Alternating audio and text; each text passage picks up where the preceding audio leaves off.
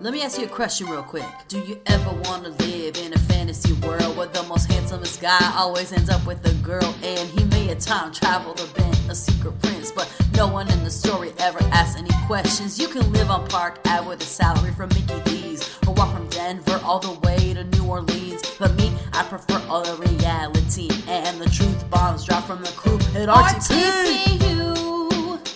You got what we need. Cause these movies are a chore, but you keep us wanting more. RTP, yo, you got what we need. Cause roasting is your technique. I'm gonna tune in every week. Hey, hey. Laters, baby. But not too much laters. Cause you got what I need. I mean, if we're gonna start the episode, we gotta wait for Paige to start the episode. Yeah, but I was just gonna. maybe sorry, you start the episode so why we don't can you talk stop being about the such a movie. fucking asshole and start the episode, Paige? Now you all get to see what Mikey's Look. really like. Now you've upset the titty baby bitch. Are you referring to yourself, Mikey? No, I'm talking to you titty baby bitch. I'm just glad the listeners finally get to realize what Mikey's really like. You're fucking awesome. Thank you for tuning into Romancing the Pod. You had us at hello. I'm Paige Wesley. I'm Mikey Randolph. And I'm Todd Schlosser, and this week Mikey made us watch the half of it. So I'm assuming none of us have seen this before because it's a relatively new movie. Yeah, I had not seen it before. I had not seen it before either. Same. I was on a mission to find non-depressing Pride Month romantic comedies. And you picked this one, Mikey? I'm a sucker for a good coming-of-age romance comedy thing. You are. I mean, I would throw Angus into that category, even though Angus had way less romance than this movie does. But like, yeah. I would say that is like your rom-com wheelhouse. Yeah. But so how did you feel about this one? Since it was all of our first time, how did you guys feel about it? I enjoyed it. I was having a really emotional day, so it struck the right chord. I feel like I really related with the big dumb idiot guy. I definitely saw high school Mikey in that guy. Yeah. Yes. Before I learned how to talk about feelings and stuff, I had a very similar experience where, you know, what really opened my mind to was my friend came out to me in college. And, you know, I had some reservations at first, and then like, I'm just like the kind of the character that this guy is. Did you handle it as badly as Paul does in this movie? No, not as bad as the initial thing as Paul, but I went from like liking Paul in the movie to hating Paul. And then at the end, I was like, okay, he's not that bad, I guess. they're also 17. He grew up in this religious small town. Yeah. He researches it. He thinks about it. He empathizes, and he comes. Yeah, that's what I mean. He grows. That's why I said by the end of the movie, I don't hate him anymore. But like, when he's like, oh, you're fucking going to hell, you gross piece of shit. I was like, oh, fuck Paul. I'll burn a fun fact right now. Cool. Because the person who wrote and directed this film, they have come out to talk about that portion of the film, and they said that their intent was for him to sound sad. Oh, he doesn't. And not and that's the emotion he's supposed to be bringing. I think part of the problem is that a lot of the acting in this movie is not great, unfortunately. Coming of age movies, it's definitely a roll the dice of the acting kind of thing. But But I mean, like, I was, as a kid, as a younger person, I was way more judgmental. I mean, so was I. And I had experiences like where my friend came out in college. I'm in Mississippi. You know, I had a very big journey from more from the right to the left through that time. And one of it was, this guy, one of my close friends, came out to me and, really opened up about his emotional experience and stuff. And, I ruminated on that and really thought about it. And like a lot of my open-mindedness and acceptance came from my relationship with him. And that was way before my brother came out. But I think that experience very much prepared me for when my brother came out. Oh, yeah. I'm sure it did. Because that experience was when I was like, okay. Because, that guy, he was a preacher's son. And he was like, why would God make me this way? And he was like crying. Because that's not how it works. Yeah. Right. Yeah. But and I think if you watch this movie under the lens of like they're just kids, because I also think both of them make the mistake at first of putting this third girl, this hot girl, on a pedestal without really knowing her or having a connection. Oh, yeah. Which is like a lot of movies do, of like they didn't really know her. And they're definitely manipulating her. Yeah, I mean, Paul's like saying he's in love with her and has never spoken to her. I was like, you're not in love with her. But so did the girl. No, she also had a crush. So, I mean, I think if you view this movie in a lens of like, these are kids who are just trying to figure it out, it's more palpable to me. And I really like the journeys their characters take, because they do start off at a different place and end in a different place in this movie. And I really enjoy watching that. I think there's a lot of some pacing issues. Oh, yeah. This movie has a colossal pacing issue. Yeah. But I really like the relationship. And to me, it took me a long time to figure this out too. Cause like Paul, he likes this girl cause he has this like notion of what it's supposed to be like of someone you love. He likes her because she's pretty. That's all that he Full sees. stop. Yeah. And he's not good talking to her or anything. No, he's not good talker. No, but he's really good at talking with the main character. And he's really good at being himself with there. And it takes him a long ass time to be like, I should be with somebody I could be myself with. Like he's like an idiot, but like in a lovable idiot way. So I really connected with him on that. He's got about like 7 years to be full Mikey. He's got a lot to figure out between this and there. But I think he starts that journey, and then he stays friends with her. I really like the end as well. The end is what made me like the movie, honestly. I mean, the end kind of saves it for me, but what Mikey is describing for me is exactly why this movie does not work, because it shouldn't be his movie. It's her movie. I didn't feel like it was Paul's movie. I felt like it was her movie. And I feel like she had a journey too. Yeah, I think they all did. I think all the three main characters, really the only like main-ish character that has no journey, but I'm here for, is Trig. Oh yeah, Trig is hilarious. His douche is turned from like 0 to 11, and it stays on 11 the whole movie, and I'm here for it. I love her journey just as much. You know, I forgot her name. Ellie. Exactly. This is the problem with this movie. Her name is Ellie. I remembered her name. Mikey's bad at that. I don't remember anyone's names. I don't remember the girl who is pretty. I didn't know Trig's name until you mentioned it. I don't know her dad's name, and I don't know the town they're in or any sort of proper pronouns. Yeah. But no, I like her journey of, you know, I think she figures out who she is throughout this, and then gains confidence, and then figures out friendships. And, you know, it really shows you that like a safe place with somebody, or just acceptance and, you know, being yourself is good and helps you grow. And you may not get it what you want, but like, you know, you get what you need. You know what I'm saying? How dare you quote the Beatles? How dare you, sir? So, Paige, what is your argument against this movie?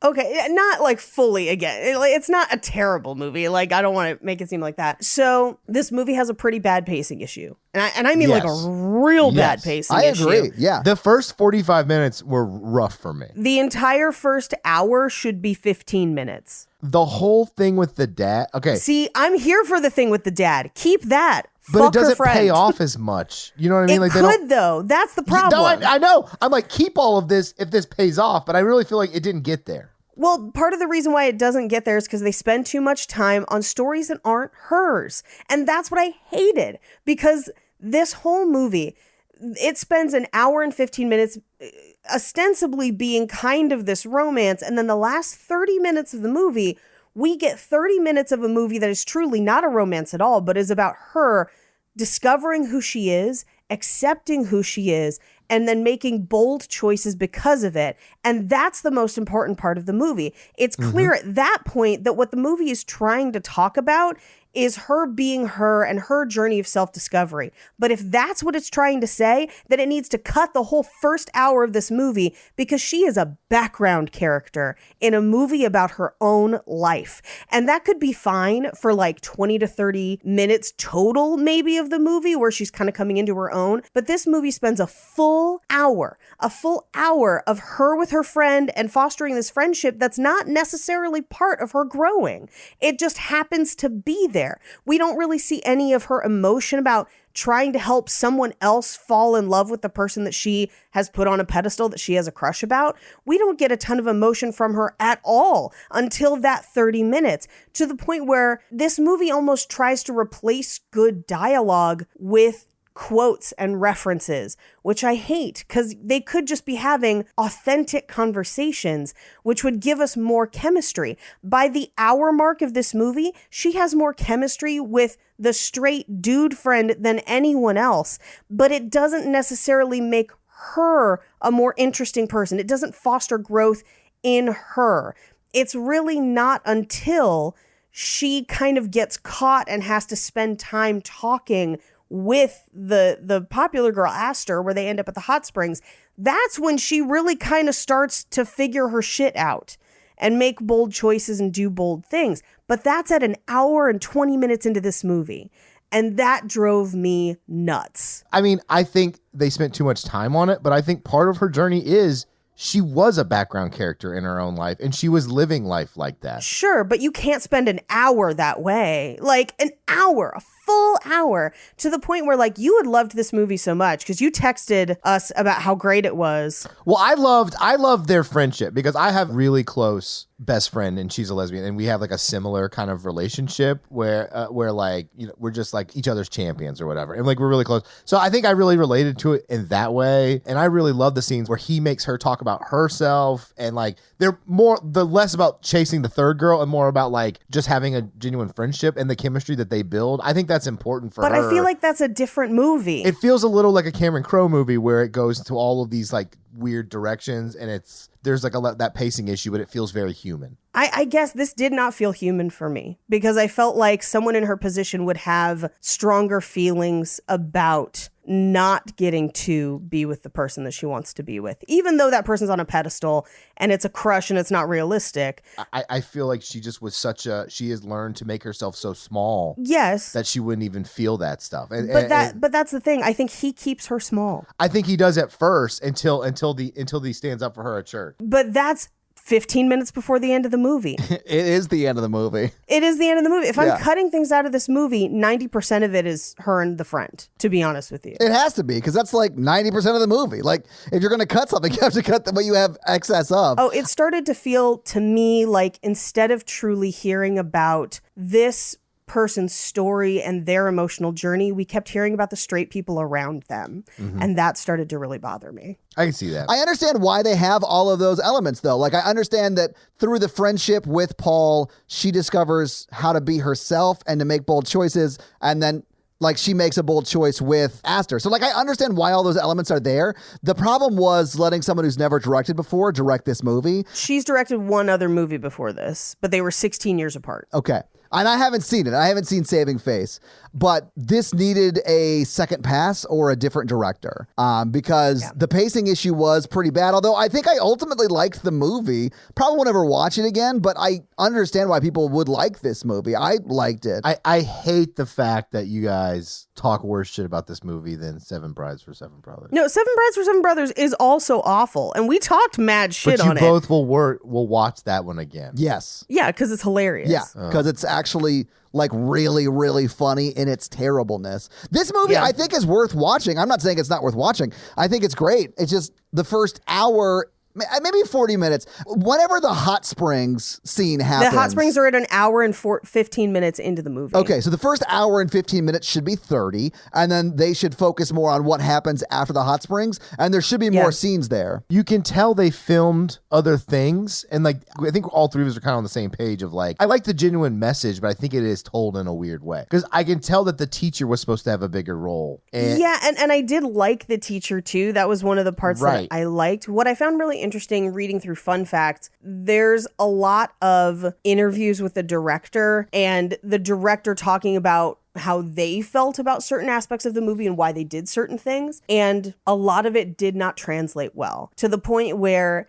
it really felt like someone made intentional choices that they thought translated well to the viewer, and there's a disconnect there. So I think it might be a little bit of that. It feels like there's cutting room floor with the teacher relationship, with the dad relationship, really important things that I think about her that did not make it into the final cut for some reason. Yeah, because believe it or not, at the end of the movie, what do we know about her other than that she's gay and likes to read? And that she's going to college instead of staying in her hometown. And that she's going to college. Yeah. And we only learn that at the very end. And that she was born in China. What else do we know about her? Well, that her mom's dead, and that really made her sad. Did it make her sad or did it make her dad sad? We never really see her grieve about it. We don't see a lot of her emotions in this at all. And so I felt like I didn't know her through most of the movie. I mean, really, the only time you see her reflect on her mom is her mom and her's picture in her guitar case. And it's just there. There isn't like longing looks at it or anything that would emote some sort of sadness from that. I do think the song that she plays at the talent show is about her mom, but it never tells us that. We don't have any insight into why she wrote it. I have a question about the song too. Did she tell him about the song? I don't ever remember her telling him about the song. I don't remember her telling him about the song. So that scene was cut out or whatever. I think maybe he sees her playing it. I don't remember that, but he must have. I don't remember it. When he was like, play your song, I was like, was I not paying attention? But I was like, I felt like I was really paying attention. Well, I feel like it wanted to give the song weight, but it hadn't given us the context to apply that weight to that song. But that's what I'm talking about. We spent how long talking about his sausages and how long talking about this song that's an emotional touch point for I him. have to talk about the sausages. Can I take like... I was actually very interested in the sausages. No, we need to take like 45 minutes and talk about what a fucking sausage taco is. Yeah. Because wait, what does he call it in the movie? Yeah, taco sausage. Taco sausage. Okay, so taco sausage, to me, in my mind, should not be just a sausage in a taco. I think the sausage was actually spiced with Mexican spices. Yeah, I think it was taco seasoning in this because he talked about changing the sausage recipe. Yeah. Or chorizo, like a homemade chorizo instead of like a bratwurst in a tortilla. But it essentially is just a sausage inside a tortilla? Yeah, but flavored with Mexican spices. Like a hot pocket, but with a taco. So in my mind, if it's a taco sausage, it is just a sausage that tastes like you're eating a taco. Yeah, basically, yeah. Yeah. But it's in a tortilla. Yeah, then why put it in a tortilla? Like, it made no sense to me. It should be a sausage taco. Because you put regular brats in bun. Yeah. Yeah, you put a brat in a bun, so if it's a taco sausage, you put it in a tortilla.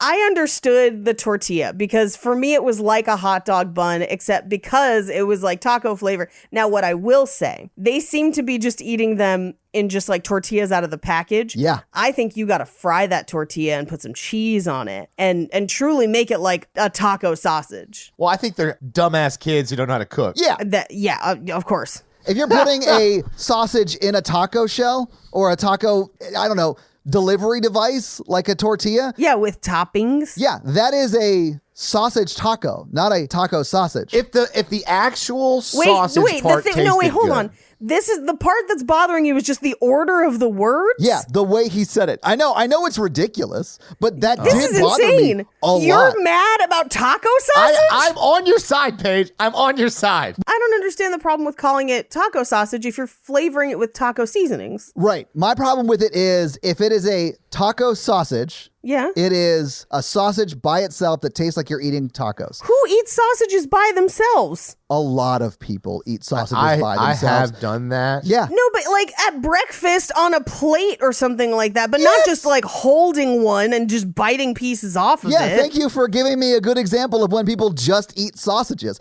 But if you're eating a sausage taco, that is a taco filled with sausage meat. And that is what he is giving people. I think that is ridiculous. This is the strangest hill to die on.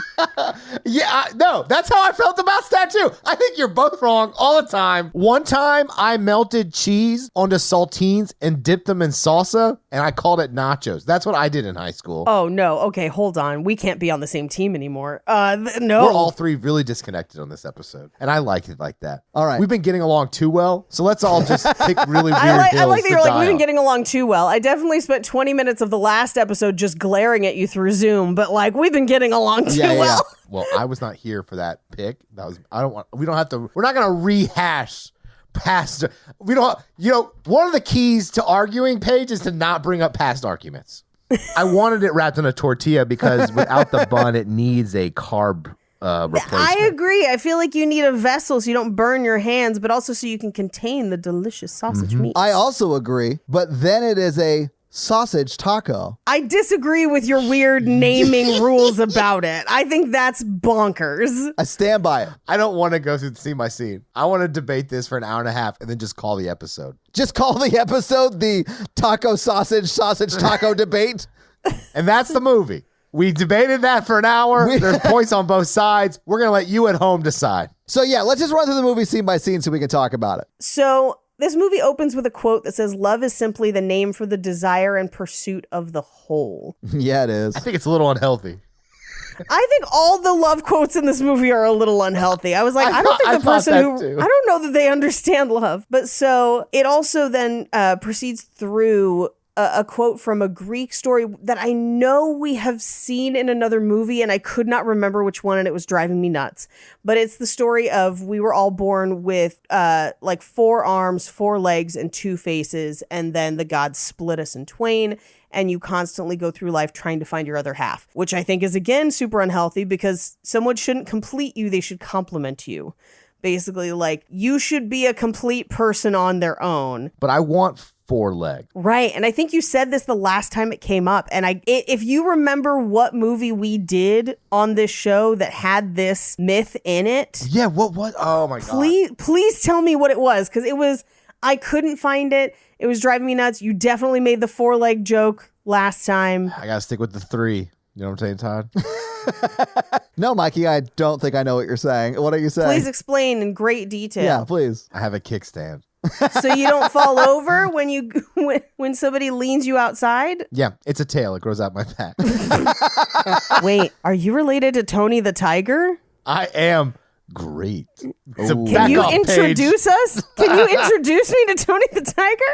My cousin? Paige's inner furry is coming out in this episode for sure. I'm just saying, if it's just a sausage, it No, is we taco can't. sausage. We can't. If you're going to go back to talking about taco sausage, I think we need to each go back to talking about what our summer's going to be because we didn't cover that when we were recording. Oh, It's yeah. going to be like my winter, crying alone in my house. Except this time, you're going to have a pool. Yeah, you're going to be crying alone in your pool. No one will know their tears because I'll be wet in my pool. Yeah. Yeah. I mean, that's sad to hear, but understandable knowing you as a person. Yes. And your 4 legs. So anyway, she finishes talking through kind of this myth and is like, well, I'm pretty sure whoever wrote that never went to high school. They probably didn't because it was like ancient Greece or whatever. They didn't have high school. Yeah, they were already sleeping with a philosopher by that point. And they probably never had a healthy relationship. True. I did really like the animation style and like the way it looked for that like myth. Yeah. That telling of the myth. I thought it was kind of cool. Yeah. Yeah. I want a partner. I don't want a conjoined twin. You don't want a Bacter? You don't want a Yeah, I don't want a Gabriel on your Bacter. back? Exactly. That's where I was going to go with it. I don't want a Bacter either. I don't want a Quarto. That's for sure. a Quarto? Quado. Quado? It's a Quado. Quado. Quado's what you find on the ground. Quado is what grows out of your stomach to get them people air on Mars. Yeah, Paige! Get it right. So tired of y'all not getting the details right of these movies. If you had 3 boobs, you would have got it right. That's where I keep the knowledge. It's the extra boob. Anyway, so we cut kind of through her, like a day in her life, through high school, through changing the signal at the train station. And kind of through this, we get to choir practice where we see that she's handing people papers that she's been writing for them as they call it Hushmo, but basically Venmo her money. And we also get to essentially we get to her teacher who is like, oh, you wrote 6 different papers on Play-Doh. Great. Like, good job. And we find out that the teacher's not turning her in, that she's just like, then I'd have to read the actual essays that people wrote. It's almost like she's proud of her and happy. Yeah. Like, that she doesn't have to read shitty high school papers, which I know my high school papers were shitty. So, like, I sort of get it. Yeah. Well, and in the midst of this kind of choir montage, we see her kind of admiring Aster for the first time. Aster, by the way, fully looks 30. She's a 30-year-old high school student wandering around this high school. Yeah, she's straight up like in grad school. Like she's 21 Jump Streeting this whole movie.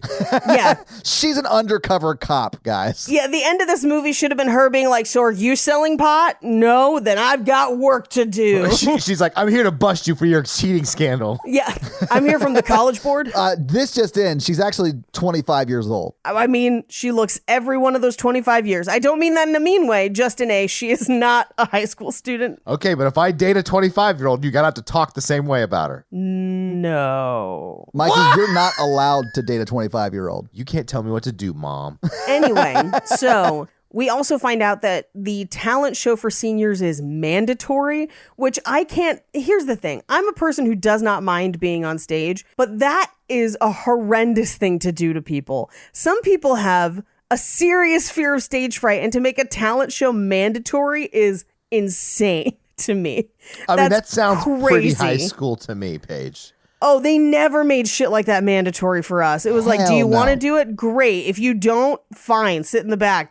It's all good. You absolutely do not want to force high school seniors to do a talent show if they don't want to. Yeah, or just anybody. It seems like they were in a small school, so they like made them. I had like a 62 person graduating class, or I guess 64 or something like that. And no one would have ever forced us to do a talent show. Like, it would have just been whoever wants to. And then that was it. We had over 400 people in my graduating class. So if we had forced every senior to do a talent at the talent show, it would have taken days. Yeah. When I saw that they were forcing them to do that, I was like, this is so dumb. I hate this. I mean, it doesn't bother me about the movie. Like, it doesn't make me not like the movie. It makes me not like the school. Yeah, no, that was the thing, is I was just like, this is a bonkers thing to do for a school. Yeah. I mean, it's like a one church, one school kind of town, right? Where like they're terrible. They have to be really small because they've never won a football game, too. I loved that because my high school football team was dog shit. I mean, they had scored more than once in the past 15 years, unlike this town, but like they didn't make the playoffs the entire 4 years I was in high school. Yeah, well, we didn't even have a football team.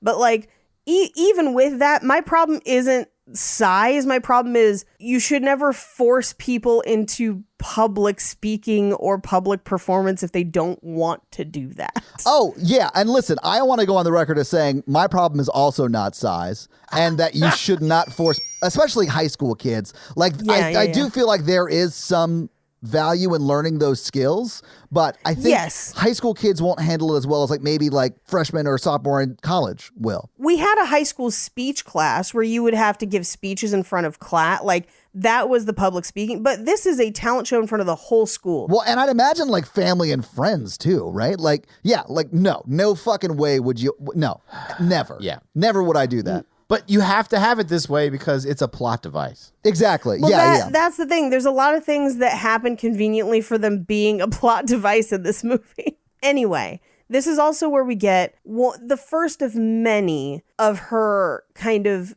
espousing philosophers instead of us learning regular, authentic things about her. This is the one that fits the best, I think, where her kind of ethos is hell is other people. Yeah. And that tells us a lot about her. It tells us that she's an introvert and that she maybe doesn't connect with a lot of these kids. Right. And that's cool. But then they kind of keep doing that same pattern through the rest of the movie, and the rest of them don't fit as well. This is the one that kind of fits, and the rest not so much. I don't really love when directors put up black screen and then a quote from the movie we're watching on the screen. That was very strange. That sort of drives me crazy. I've seen other films do it, but the only film I can remember doing it was like a super indie film that Natalie was cast in. And I was just like, I hate everything about this. Like, don't quote yourself, like, and make me like really just look at that. I felt like that was so like, honestly, like masturbatory for the writer of this movie. It felt weird. The only movie I've really enjoyed doing it is Everything Everywhere All at Once.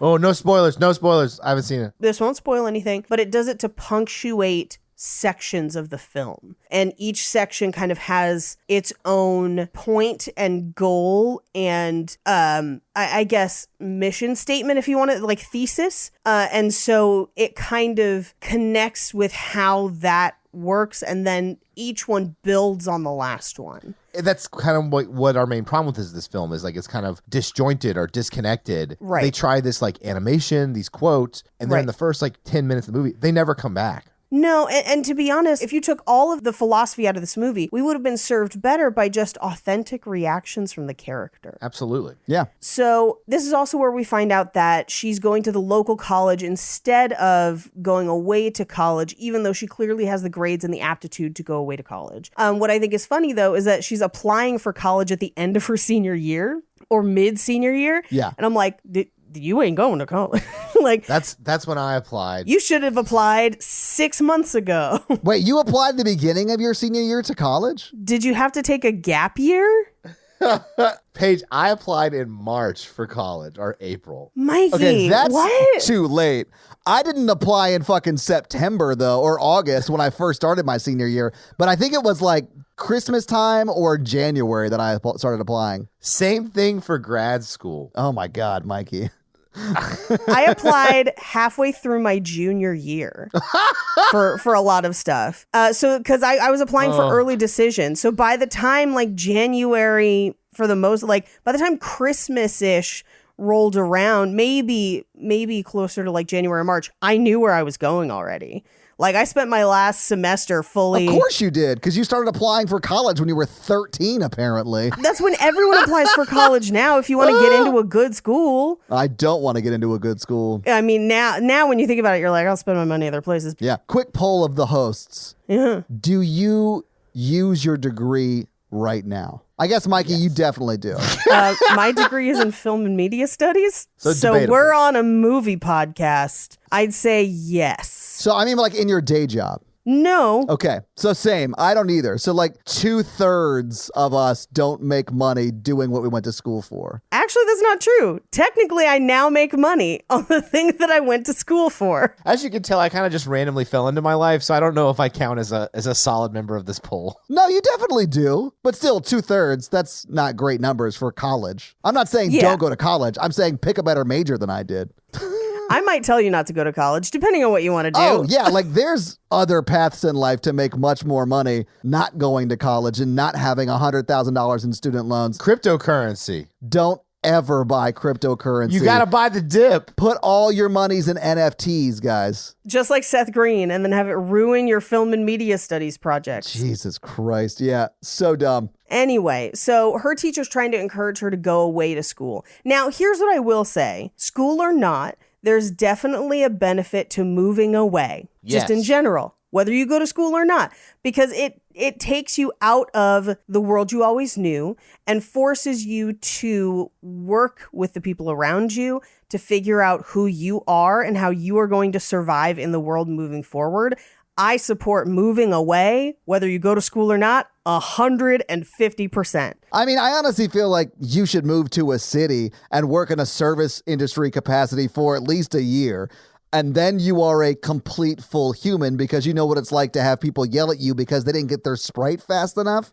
And that is a humbling and crazy experience that, I mean, Paige, you've worked in the service industry too. It doesn't have to be a restaurant, any sort of service industry job. Yeah. I don't even think you need to do it in a city, to be honest with you. I think the service industry is awful everywhere. Oh, yeah. No, I don't think small town service industry is like the good life. I never worked as a waiter. I didn't work as a waiter either. I worked, I worked in a kitchen. Yeah. But like Sur La Table was like customer facing, Paige. Like you worked in a customer facing job. Yeah. They threw things at my facing a lot. That happened to me. Yeah, I understand that completely. I don't think Mikey ever had a job like that, but Well, he's got the worst version of it now. I know. That's what I'm saying. Like, I don't think he did that in college or whatever, but now he's dealing with it in a very sad capacity. In high school, I worked at the Regal movie theater. Oh, that's a bad one. Movie theater's a rough job. I worked as a soccer referee. Soccer referee was very not fun for little kids. I bet parents scream at you all the time. And then in college, I was a mental health tech. I'd imagine that was like part of why you went and ended up going where you went in life. I really just kind of fumbled into the life I have now. It's really, looking back, I don't, like my mom worked for the same hospital system and I was like, I wish I could get a good paying job. And she's like, you could probably do this without a college degree. I was like, could they do it part-time? And she like called down there and they're like, yeah, he can interview and maybe he could do it. I was like, okay. And I was a psych major. So it was like, whatever. It was cool. Gotta love nepotism. Little nepotiz. I'm sorry. Yeah.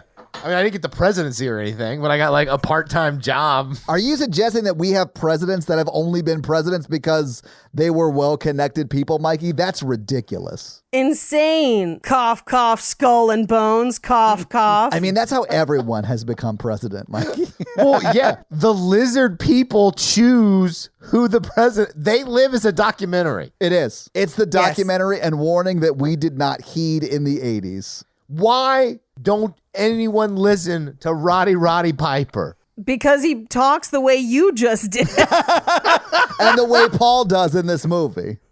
Yeah, oh my God. When Paul has his one line about why his mom doesn't want to change the sausage recipe, and I'm like, what did you just say? Was your mouth full of eggs? Like, what is this? I was like, I relate to this character so much. I know, Mikey. I did really see you in Paul a lot because I do think that you would come up with a delicious sausage taco, but call it taco sausage. I don't understand, Mikey. I don't. What? No, I'm saying to you, we collectively do not understand, Todd.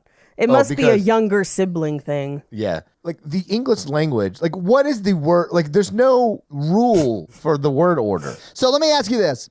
What do you call like ground beef when it's out of a taco but has taco seasoning on it? Taco meat. Okay.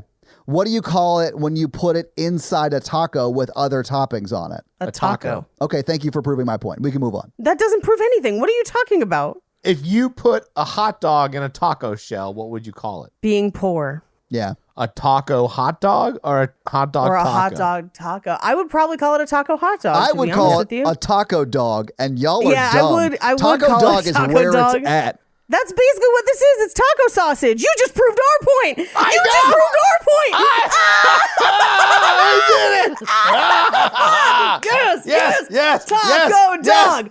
And you know what a hot dog is, Paige? What? It's a fucking sausage. It's not, though. Yes, it is. Hot dogs are part of the classification of sausages. They are a fine grind sausage. It's like rectangles and squares, Todd. Not all sausages are hot dogs. But all hot dogs are sausages. Okay, hang on one second, because I did Google it. I Googled, is a hot dog a sausage? And it said almost word for word what you guys were just yelling at me. I know my meats. That's fucking funny. Okay, we got to move on, though. I'm still like, listen, I realize that what just happened, I understand. It still drives me crazy that he calls it taco sausage. So we cut to, she's biking home from school and someone chases her down, and this is Paul. And Paul wants her to essentially write a love letter the same way she writes papers for people. After somebody drives by and says choo choo choo or cha cha choo. Yeah. Because her last name's Chew, and then I think it's chugga chugga choo choo, yeah. Which is, I don't know, like at first I was like, oh, maybe that's one of her friends from school just giving her shit. Because my friends would do that to me as well, like, but it's clear that they are not her friend. And then I was like, oh no, he's just a dick. You know what I'm saying? he racist dick, yeah. Yeah, like Mikey, if you were driving and I was like running out for a run and you yelled something out your window to me, I'd be like, ha, fucking Mikey. Yeah, if you were just like, little baby titty skinny bitch. Yeah, but like running, bitch. But if it was like you or Mikey, I'd laugh. If it was just some random listener I don't know, I'd be like, oh, that person's an asshole. You know what I'm saying? Well, and it firmly shows us that she has no friends. Yeah, she doesn't really seem to have any friends. I really kind of wanted her to have a friend. Like, I know he becomes her friend, and that's great. But, like, I don't know. I wanted her to have some sort of confidant, and she just didn't really have it until him. I guess she sort of does towards the end of the movie with him, with Paul, right? But then he, like, when he realizes that she's gay, he, like, betrays her and tells her she's going to hell and she's gross. So, like, fuck that guy. But then eventually he does come around to not be so awful, I guess. Yeah, and I mean, I think you're a little harsh on him with, I mean, what he says is terrible in the moment, but I think for a very sheltered kid, for him to have that and then come around is a good growth. I think it is a good growth, but I think it would be very understandable if she never wanted to talk to him again. Yeah, absolutely. 100%. I think the intention for him to sound sad. I didn't see that. I'm with Todd. I didn't see that at all. In fact, but I didn't see that at all. Like, I understand that that's what it was supposed to be. I think that is a badly written scene because one, Yes, It is a badly written it scene. took me out of the movie because it is so not his character for the whole rest of the before and after that moment. I completely agree, Mikey. It feels like it's a different person talking. I was like, what? Yeah. And I mean, maybe that is sort of the point of the scene. Like when he reacts in that moment, it's not really him. It's the religion he was born into. And then he has to sort of modify that religious teaching that he was taught through research and learning about what it's like to be an othered person or whatever research he does. And then he grows. But that's not really shown so much. Like, I don't know. I just don't feel like anything is really effectively nailed in this movie as far as like execution. But talking about it makes me kind of agree with Paige more because you get more of an insight on that journey than you do her journey. Exactly. Like, we see more about him researching what it means and how he's going to relate to her, as opposed to her figuring out what it means for her. Everyone else, we give so much weight to everyone else's opinion of her and the things that she wants to do, as that we just don't get any of hers at all. Like, at the end of the movie, when he stands up in the church and he's giving the speech about love, I got angry. I was like, why is he getting this moment? This movie's not about him. It's about her. And then she finally gets her moment, but it's almost like we gave equal weight to him coming to terms with reconciling his views on homosexuality, but also his views on love. And it's not his movie. Yeah, I honestly don't really care how he feels about it. We shouldn't. It's not his movie. I care about it way less after he says what he says to her. I mean, honestly, for me, if we never saw him again, I'd be fine with that after that moment. I think it's badly written. Same. Is what it is. If what they were trying to convey was him trying and reconciling this within himself, that's not what is conveyed in that scene. Well, so like when my friend came out to me in college and he was talking about his dad being a preacher and like that stuff, we were like having that talk of like, I was like, do you think you're going to hell or whatever? And he's like, yes. And I'm like, I don't think you are. And like there was like a conversation about it, not just it was just very clunkily done here. Well, and it kind of comes out of nowhere. Yes. Because he hasn't demonstrated himself to be overly religious the entire movie, except for the one point where she asks if he believes in God, but then it's immediately sped over into something else. So it's out of character too. It's just weird. Yes, I think that scene almost ruins the movie because it's built on their friendship and how they're both growing as people based on their friendship. And then she writes it where I don't know. It just doesn't even sound like him. I also didn't like him trying to kiss her too. I thought that was out of place. Dumbass also. Mikey. Same. That's going to happen with the dumbass Mikey character. I didn't like it, especially after he's the one who like tries to explain that she would give you a look if she wants you to kiss her. And she he doesn't definitely know. did not give Paul a look. Mm-mm. I mean, he did in his mind, which is stupid. A stupid, thick-skulled where he doesn't even know what he's talking about. Right. He thinks just because he's comfortable with her, oh, I have feelings for her. Like he's so childlike. But like you're right, Paige. I have a way more understanding of him than I do her because of what they've shown. Well, also, he's a lot like you. I think that's why you identify with him so much, because you guys are a lot alike in the sense that you're both very like childlike in nature. I don't mean that like as a cut down. Like that's one of the things I fucking love about you is that like you have the ability to be like this very childlike, innocent person. And I know what you do for work, and the fact that you've been able to maintain that is amazing to me.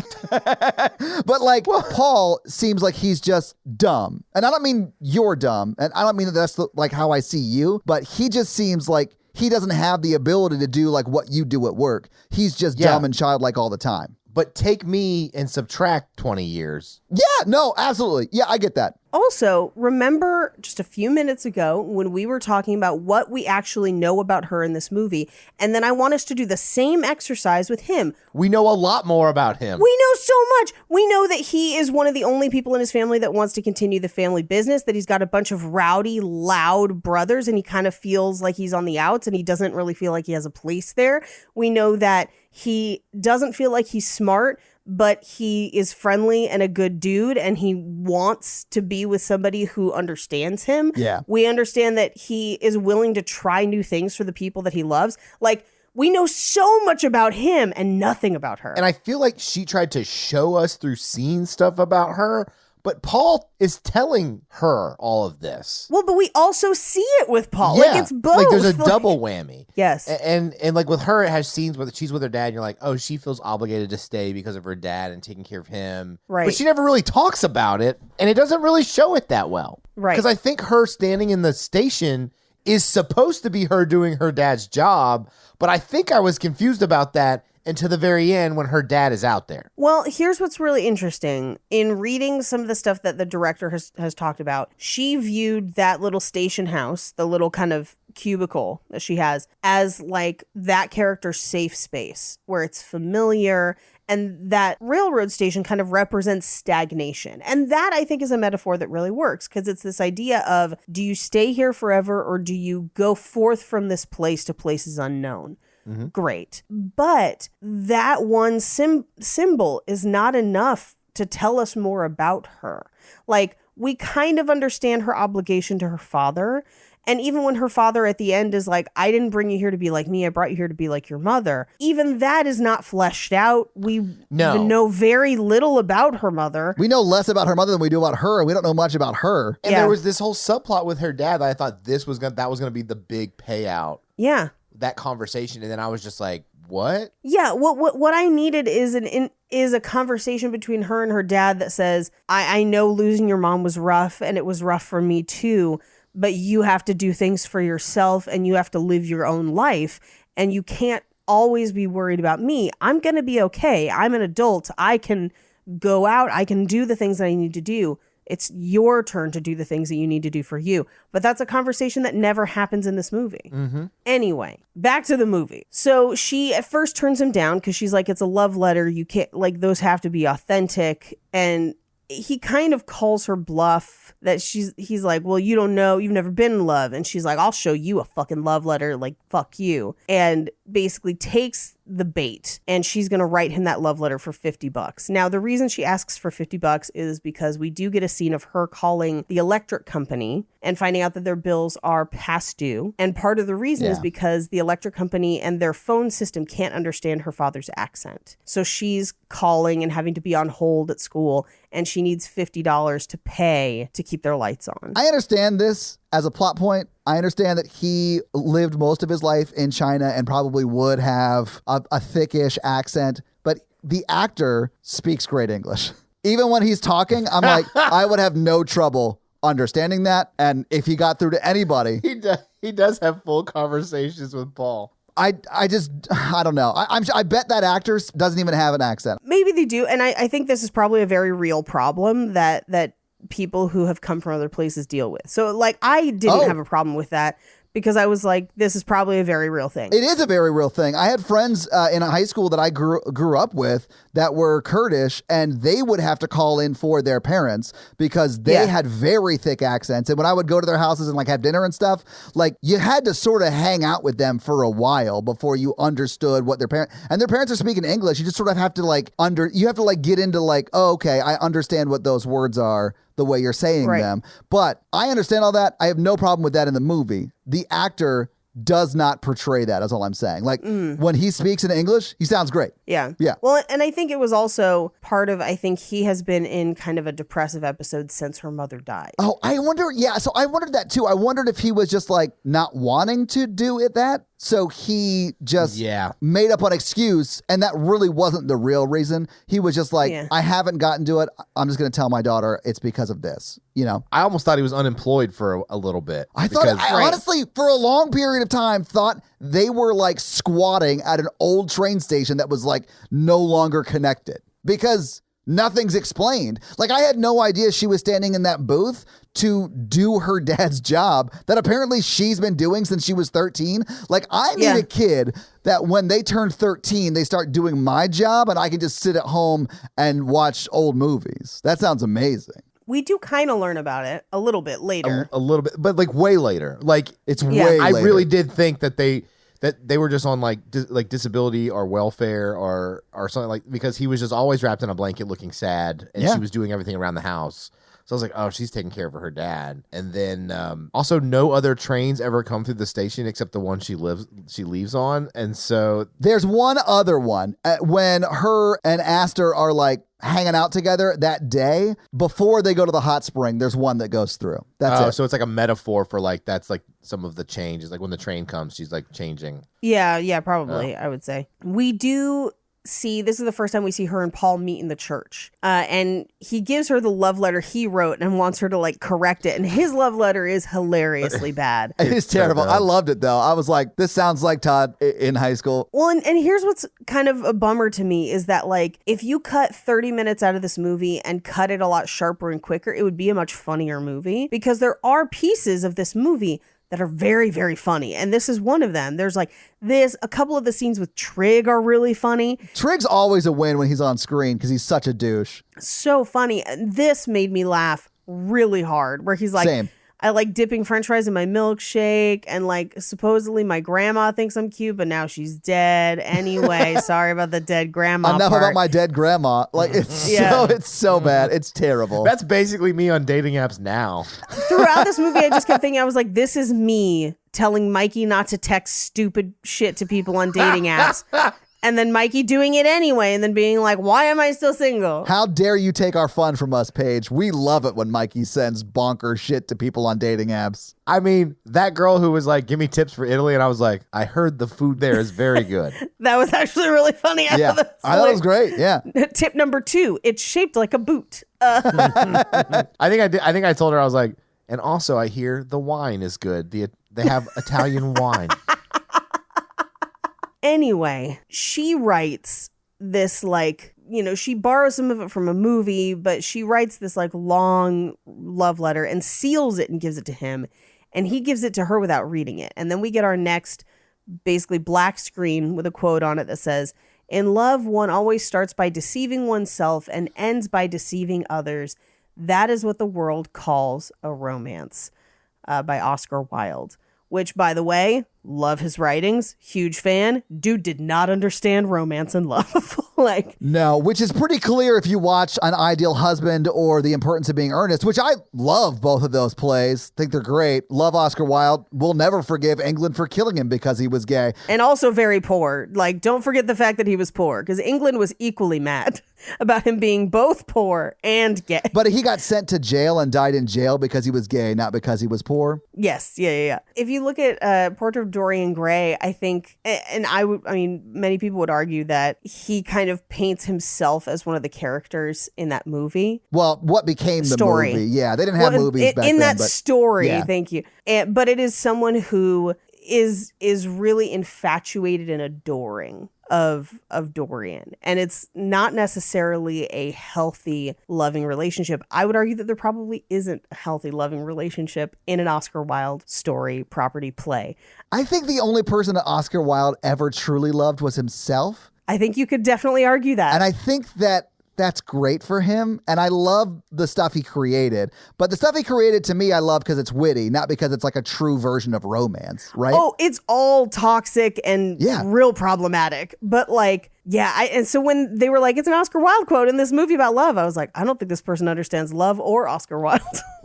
Agreed. Yeah. But don't get me wrong, huge fan of Oscar Wilde. Huge fan. Doesn't belong in this movie. So Astor has written back and calls him out for plagiarizing. And so Ellie is like, oh, so she's challenging us. She gets it. So now I can kind of we have something in common now. I can build off of it. And thus begins literally almost 30 to 40 minutes of just them texting and writing each other and not much else happening. So long. Nothing even happens on the text. I mean, it is all references instead of authentic conversation, and that's why it's a problem. What? I mean, it is high schoolers. Yeah, but it's not so much about who are you, what are your likes and dislikes, as much as it's I read this book. Did you read that book? I read this book. And you're just like, cheese and crackers.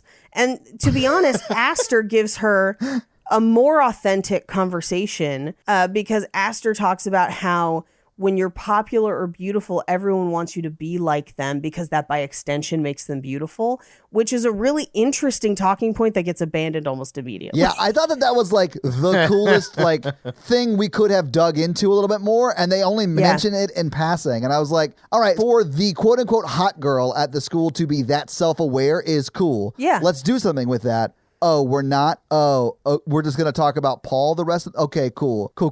Yeah. My favorite is in these kind of montages of them kind of talking back and forth, you do see stuff like Trigg taking selfies of himself in church, which I thought was really funny. Fucking love Trigg, man. You see Paul sending her, more and more $50 or whatever, and constantly having to chase her on the bike, which I think is pretty funny. All the bike scenes to me felt very original Mike Tyson's Punch-Out, because she's riding a bike and he's running behind it, except him trying to be a boxer Todd! Is not what it is. He was just trying to be more romantic. That is a Rocky reference. Yeah. No, it's Mike Tyson's Punch-Out, Mikey. Tyson's where did you Punch-Out got think it they from got Rocky. from Rocky? But as we know, I haven't seen Rocky, bro. I have no idea. I know. That's why I'm laughing so hard. You're like, this strong boxing property you guys all may have heard of. It's the 8-bit version of Mike Tyson's Punch-Out. They have a montage. Hey, in all fairness, I bet everybody knows Mike Tyson's Punch-Out. I mean, they probably knew Rocky first, and that's why Mike Tyson's Punch-Out used it. I feel like Rocky is going to be my new Robert Englund, the guy from Urban Legend. I loved him in that Workaholics episode. Oh, so good. I wish honestly he did more movies, maybe even a series of them. Would love it. I thought you were going to talk about how awesome it is to run in jeans, and that's what we were going to talk about with these. It's not awesome to run in jeans. That's how I got a ton of yeast infections working in retail. I was about to say, have you ever had to run in jeans? But yeah, and working in retail is really the only reason you should run in jeans. Or you're being chased by someone trying to kill you. Like, right. I'll forgive those. Those are like the only two reasons to ever run in jeans. No.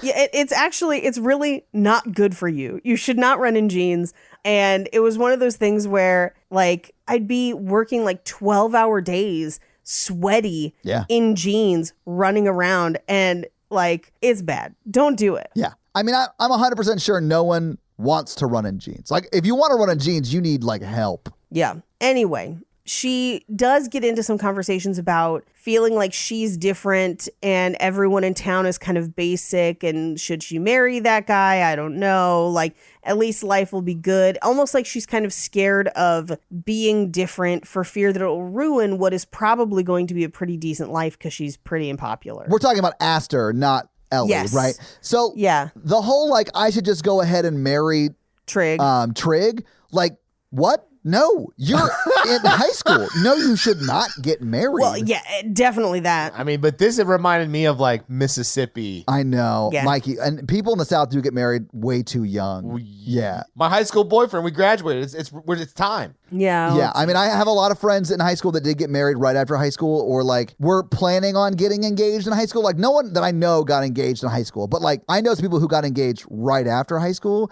and got married. I don't know any of them that are still married, but they did. I know one or two that are still married, but it's rare. Yeah. But what I will say is this, and there's a scene in a bathroom where they're kind of looking, Ellie and Aster are kind of looking at each other in the mirror.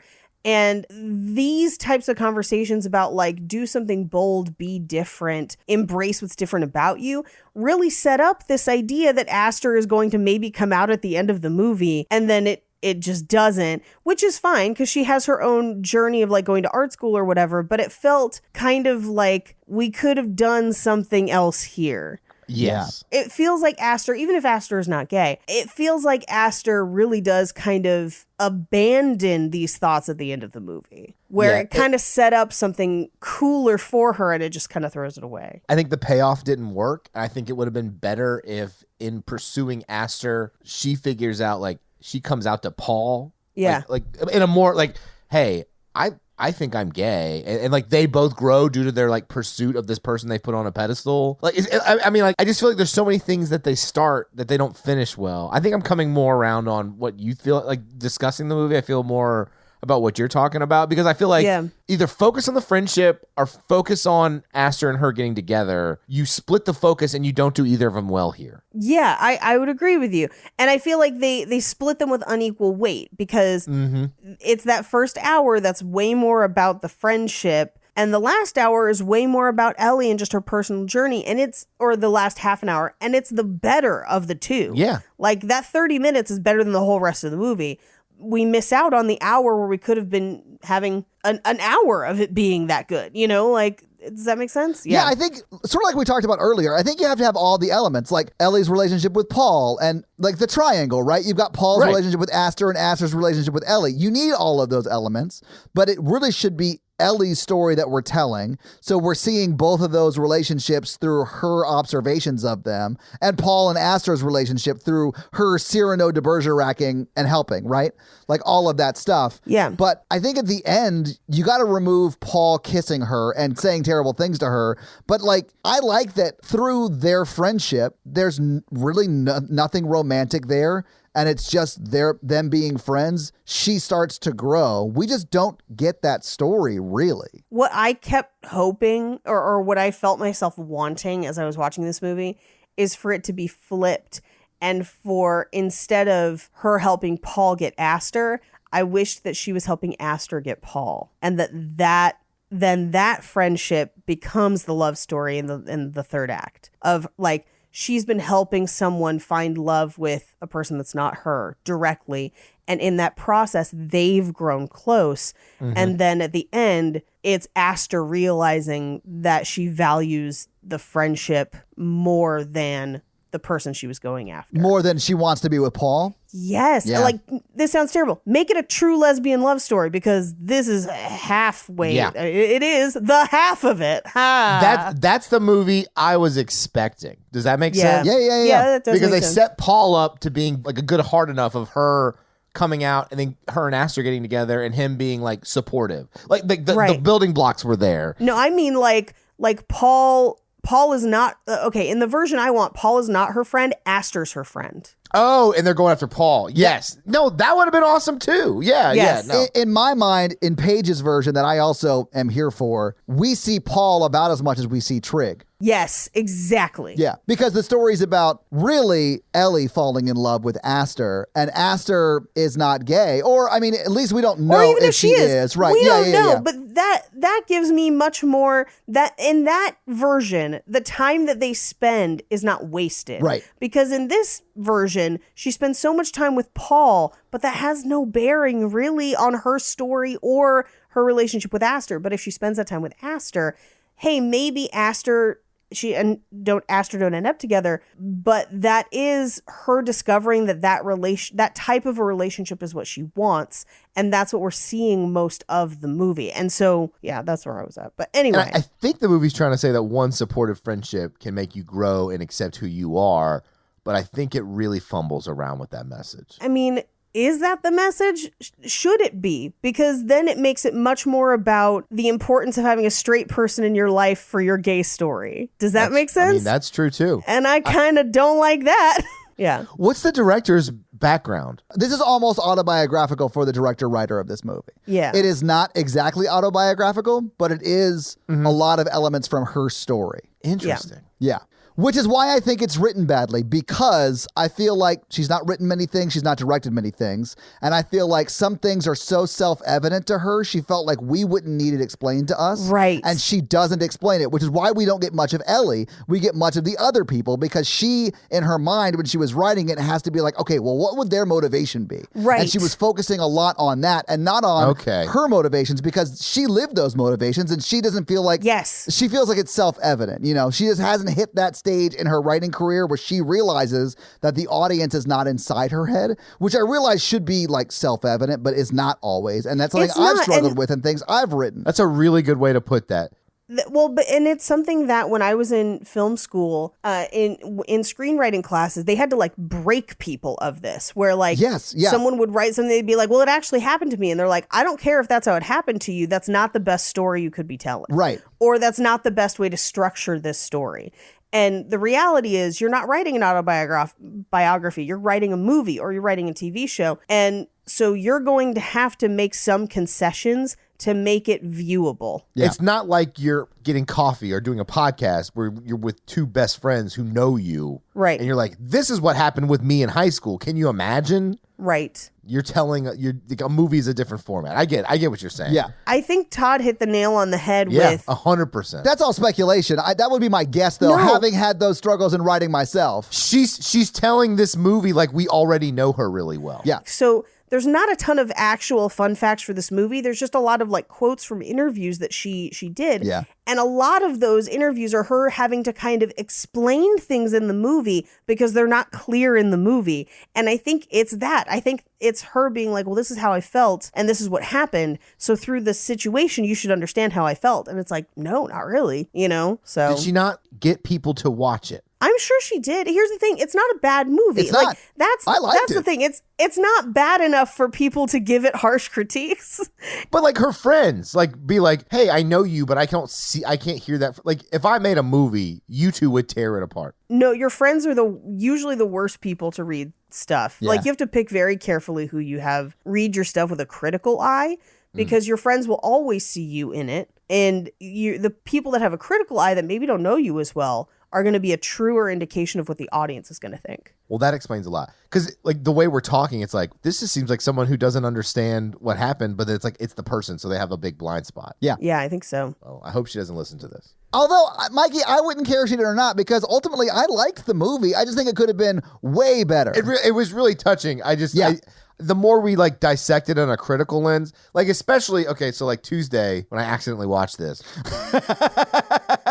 Because you thought we were recording this that night and not his house that night. 100%. Right. What an emotional day. Well, it was like the shooting had just happened. Yeah. Like, Right. I mean, like I was in an emotional spot too, and like with personal stuff, and like, and I think this movie does touch on some stuff, and it has does. some well written characters. But yeah, I think more from a critical lens, I agree with Paige. I think on a second viewing, I would want a lot more like what's going on with Ellie, because you're right. It just assumes we know what's going on in her mind. Yeah. So in this kind of montage that we kind of continue through, this is where we get the 5 strokes rule. Yeah. Where it's kind of like, what's your boldest stroke? Essentially, what's the big decision you're going to make that could ruin everything that you've done before or make it great? Yeah. What is the chance? What's the risk that you're going to take? And so they do the kind of like graffiti where they're both, doing their strokes over each other, and it makes this kind of cool thing. And then it gets painted over. Yeah. I really like that. I like that a lot. Although, the 5-stroke rule I've heard for a long, long time, but about something very, very different. It should definitely be more than 5 strokes. As long as So I've got to work on that then. Okay. Yeah, Okay. yeah. That's a good note. But this does kind of push Aster back into doing art, because what we kind of find out is that the 5-stroke rule and the fear of being bold stopped her from trying it all. Yeah. I only stroke boldly. And only 5 strokes, Paige. It's like cocking a shotgun. Why would you put your cock in a shotgun? No, like Oh, sorry. My bad. Okay, yeah. I heard that a different way than you said it. That's on me. That one's on me. yeah, that's fine. But at this point, Paul gets kind of impatient, grabs the phone, and texts her a series of emojis. And she receives it as she's at. Now, I had to read about what this was. Mudding? Wow. You don't don't know know what mudding is?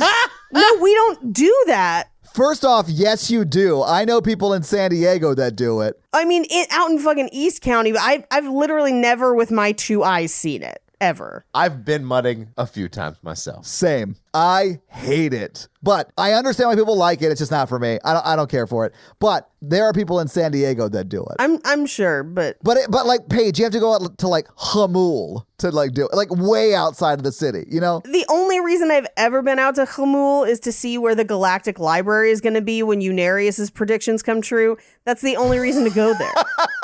Oh my God. Hamul was the first place I saw a Confederate flag in San Diego. Then I mean- went to Santee and saw a lot more. Yeah, I was going to say. Yeah. That's the reason I remember Hamul though. Anyway. Yeah. Because they fly Confederate flags in a state that was never a part of the Confederacy. So it's definitely I know, about I'm like- honoring your history or whatever. Fucking Yeah, we idiots. were the North. Anyway. So, But yeah, so like mudding is where you take your truck, or a lot of times it's a Jeep, you like go and like drive through the mud.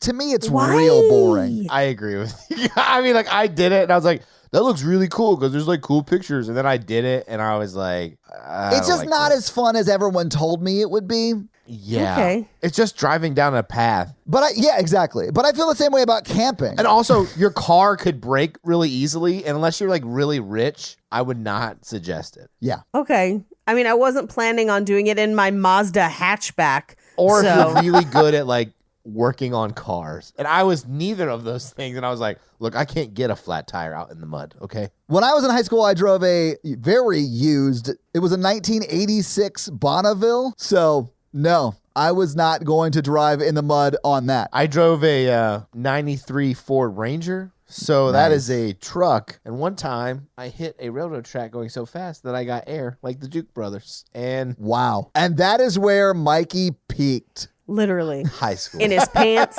in high school, in life. That's how I knew I was like a big guy though, because it didn't like the movies, it didn't go like an arc. It was just like the back end went up. So I like, Well, yeah, because in a truck, there's literally nothing in the back of the vehicle, right? Yeah, no. yeah. So I was like riding. I was like, I'm tilted forward. This is not good. Yeah. What did you drive in high school, Paige? And how did you destroy it? I actually did not. I drove a Honda CRV. I drove a 1999 Honda CRV. Oh, that's right. I forgot you guys were rich. My bad. Yeah. My bad. No, Man. it was my mom's car because she got a new car, and I did crash it a couple times, but it was fine because Honda CRVs live for fucking ever. Jake changed jobs, and so he had to give back his company truck that he was driving. And we went to go buy him a truck, and they had a 2000 Honda CRV in the same color and everything. Nice. So we now have the car that I drove in high school, like the same make, model, everything, with like 100,000 less miles on it. That is honestly it's great. Wonderful. Yeah. Love it. Would do it again. That's the car that got stolen and then returned. It has 2 different clubs on it and an AirTag and a like boopity boop alarm thing now. I love those alarms, man. That company Boopity Boop makes the best alarms. It's top of the line, 5 stars. Yeah. Yeah, the Betty Bob Corporation of alarms. Whenever someone tries to steal your car, it's just like boop, boop, beep, doop. Don't you crack inside me, boop, boop, be-doo. Wow, I didn't realize Paige could do like a legit Betty Boop impression. That's really good. That made me laugh so much. I'm sorry. Anyway, so she freaks out and is like, hey, my little sister hacked my phone. Let's go to a secure like ghost app, which I think is supposed to be kind of like WhatsApp or Snapchat or whatever. Yeah. Or like Signal or something like that. Yeah. And her handle is Smith Corona, which is named after a typewriter. So anyway, so they set up a date. He goes and she's trying to give him like tips for the date. And he's read, what's the name of the book? Remains of the Day. Yeah. She had just read Remains of the Day. And so she's like, if she talks about Nazis, I think that they should have included more. And she's trying to give him like a primer on it. And he just bungles it where he's like, I love Nazis. The ones in the book. More of those Nazis. Am I right? Which is not what she meant at all. It's also like something you don't ever want to say in public. But like, I also could see like high school Mikey messing this up, but not necessarily because he's dumb, but because he's like nervous, you know? Like he's got all that nervous energy and he just can't formulate words. I was not good at talking to women until I was 31. Mikey, don't take this the wrong way. I think you need to up that age limit. I'm not good at talking to women. Thank Full you. stop. There it is.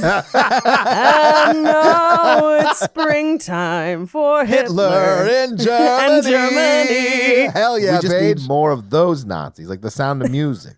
No, those ones are bad. Yeah, the Sound of Music Nazis are bad. So the date doesn't go great. She kind of is like, it's nice that we're friends, friends at the end. And he's like, they use Ready Whip in these milkshakes. And she's like, okay. Yeah, I liked that though. I mean, I just like that he was so disconnected from what the expectation of him was because of the text that she's been exchanging with Ellie. Like Aster was expecting someone completely different than what she got at that date.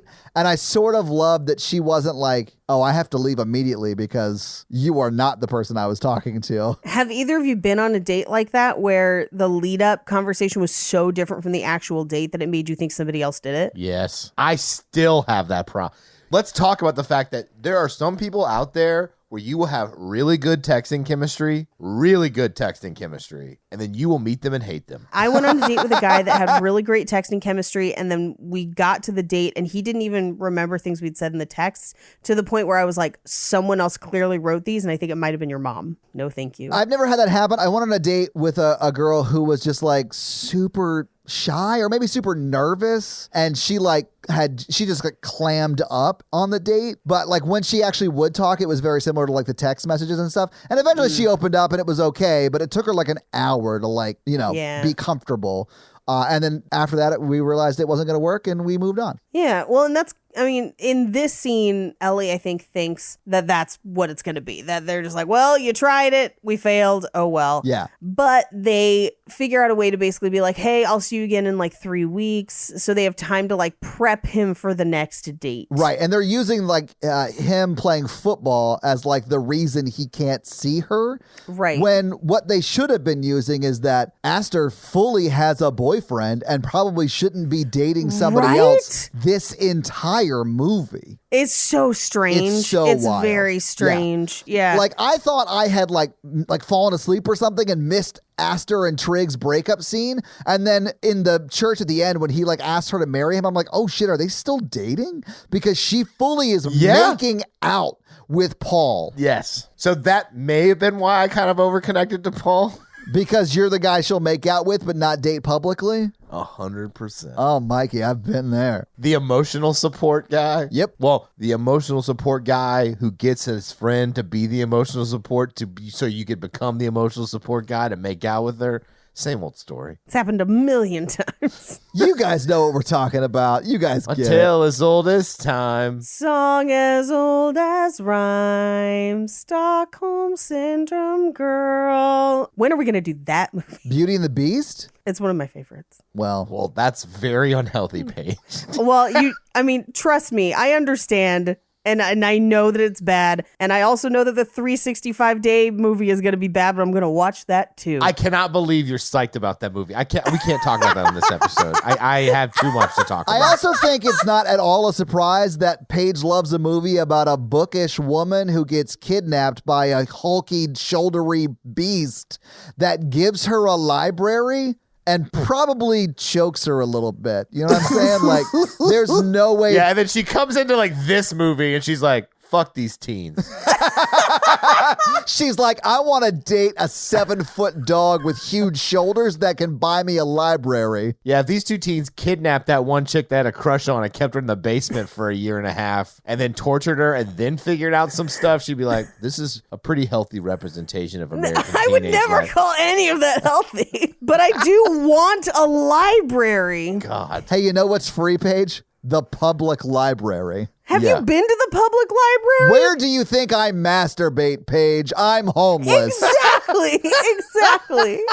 It's too close to home, but my mom told me a public library story today. Oh, really? That matches. Yeah. She's like, I had books to take back at the Murfreesboro Public Library, and I went there, and then there were these guys. One of them did not have a shirt. They were fighting down there. Oh, Jesus. And there was another guy. He was definitely... Michael, she was like, he's definitely like severely mentally ill, and he was like dancing around and talking to himself, but it was also scary. I know he's not dangerous, but he was scary, but they were also fighting, and they're in the same place. She was like, I couldn't get out of the car. I just went to the book drop, and the police were coming, and I left, and I just don't like the library. And I was like, Mom, go to a different branch. But also just like public libraries should be safe and accessible, and this is a failing of funding. Yes. But what I'm doing for my bodice ripper summer, because I've just gotten back into reading romance trash and I'm living my best life. First off, your naming of what your summer is for what the explanation of it is fucking perfect. Well, that's what they're called. That's the kind of books they're called. Oh, I didn't realize that. Okay. I thought they were just like romance novels. So there's a store locally called The Ripped Bodice that is a woman-owned, romance-only store. Okay. And so I've been trying to specifically buy books there instead of on Amazon or wherever. Sure. So that I'm supporting a local business. And not a monster who makes money off Amazon. Right. Yeah, exactly. Mm-hmm. I'm here for it. But anyway, so yeah, just, give me a library and tell me I'm pretty. So it also doesn't hurt if you're a giant dog man with shoulders, apparently. I mean, the Beast is pretty close to Tony the Tiger. That's what I was thinking when she mentioned it very first. I was like, okay, this woman who wants to fuck Tony the Tiger is also into the Beast. Shocker. Well, I do think that he looks kind of weird at the end when he turns back to human because he looks kind of like Michael Bolton. What's wrong with Michael Bolton? Yeah, hang on 1 second. Look him up in the 90s. And tell me that doesn't look like what the prince turns into at the end of Beauty and the Beast. Okay, I just typed in what did Michael Bolton look like in the 90s, and he looks like a stone cold fox. Like, I don't know what your problem is with him. Dude's attractive as fuck. The hair's a problem for me. Oh, you'd rather him have hair all over his body. Yeah, the hair was a problem because it stopped at his scalp, Mikey. I will not be shamed by a dude who can identify the teeth of murderers, okay? While they're still in their mouth. Yeah. I don't know. We've never tested it outside of somebody's mouth. I don't think that would work. I don't think it would work. I need some jaw, some structure. Anyway, so back to this movie that we're still only halfway through. They then take like an old train car and basically make it like a library of all things Astor, which is not creepy at all, except it's totally creepy. Yeah, but like if this is a horror movie and Astor stumbled into it, she would have stumbled into it right before they murdered her. Like it's that kind of weird. Yeah, and they like follow her and kind of stalk her. They play good cop, bad cop with Trig, who does not understand what's happening and just says, I'm surprised more kids haven't asked to interview me. Yeah. Which is, he might be my favorite character in the movie. He's my favorite character. I don't think you're supposed to like him, but I think both the way he's written and the way the guy who plays him acts, I think is pretty perfect. Like he's always a level 11 douche. Like he's always over the top nuts. Even when he's like playing guitar and like dancing on stage, I was like, love Trig. I would hate to hang out with him, but I love watching him. Yeah. So we cut to one night they're kind of working on their like Astor project. And this is where Paul kind of tries to get more information out of her to ask her a question of like, why do you live here? Why do you and your dad live here? You don't seem happy. And he's like, I live here because I someday want to run my own shop. But right now, nobody else in the family wants to take over. And this is my grandmother's recipe. And it's the one last thing my mom has of my grandmother. And it would break her heart to change it. So I stay. And it's this whole, like, you find out so much about him in that, like, one line.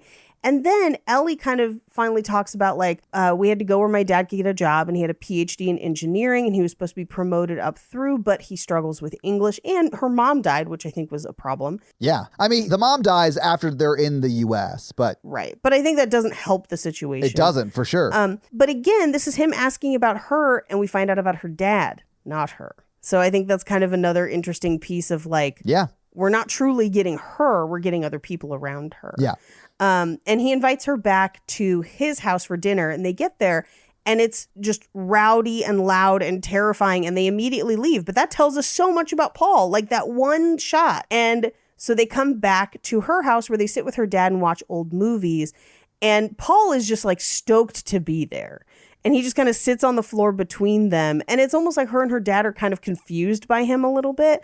But this kind of starts Paul having kind of a fun relationship with her dad through the rest of the movie. Yeah, I liked it too. Yeah. So then we cut back into the montage where like they're doing the ping pong thing to try and teach him how to talk to people. Like how to have a conversation without sounding like a weirdo.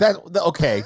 I'm not attacking you, Mikey, just because you also struggle having a conversation without sounding like a weirdo, or probably did in high school. But so does Ellie, though. So I was like, why is she the one teaching him this? Because she doesn't talk to people. So like, well, even a one-eyed man can see for a blind man, Paige. That's true. We cut to church where she's kind of texting back and forth with Astor, but Astor turns around and thinks it's Paul, and Paul just smiles because he's dumb. Dude, that fucking smile, though, is perfect because he just like cheesing it and has no idea what's going on. No clue what's going on. And there's like nothing behind his eyes. It's honestly, it's great. Yeah. And we also find out right in the scene after this that her English teacher found the love letter. Yeah. And so the English teacher kind of knows what's going on. Oh, yeah. So she's talking to her about it, and she's like, do you have any idea what it's like to find someone your age who gets you? And she's like, yeah, do you know where else you would find that? College. And she's right. Yes, yeah. She's like, I wanted more of the teacher in the movie. Yeah. Yeah. We get to a scene with her and Paul where Paul is trying to get her to send emojis, and the ones he suggests are pineapple owl, caterpillar with glasses. So I'll tell you why this made me laugh so much. Why? Because no less than within the last 6 weeks, I was sending you guys weird emojis as just as messages. Yep. That 100% did happen. Yes. Yes. And also, like, if you told me to send that to somebody and I asked you why, I do know your answer would be because the caterpillar looks smart with glasses. Well, fun fact, and I guess it's burning. I'm not going to have any fun facts by the time we're done with this. Oh, it's fine. The caterpillar with glasses is not a real emoji. They had to make it for this movie. Not a real emoji. Well, it should be a real emoji because it was cute and did look like a smart caterpillar. It did look smarter. Yeah, like, it did it's look a caterpillar smarter. that could do my taxes, and I need that in my life. I would have sent an owl, the traditional animal of smartness. Yeah. I can tell that none of us are in the mood to just talk about this. I love you both. I just want you to know I love you both. Love you too. As you should. You wanted me to tell you I loved you, and I'll never do it again because you just shamed that and you shunned my love. No, you said I love you both. You didn't say I love you, Todd. There's a difference. I'm holding out for the one-on-one love, Mikey. Well, you're going to have to wait till he whispers it in your ear while he chokes you a little bit. Welcome to my library. Careful, Paige is going to start thinking she's watching her porn again. Look what's in the back right here. There's no logs here. Okay, so we cut through another montage of them just having more conversations. Yeah. Like text conversations. And we cut to her and Paul kind of talking about, like, she kind of asks him, like, why do you love her? Like, what do you love about her? And he doesn't really have much to say. He hasn't really thought about it past her being pretty. And then on the flip side, Ellie has this whole, like, her laugh and her eye, like, all of this stuff.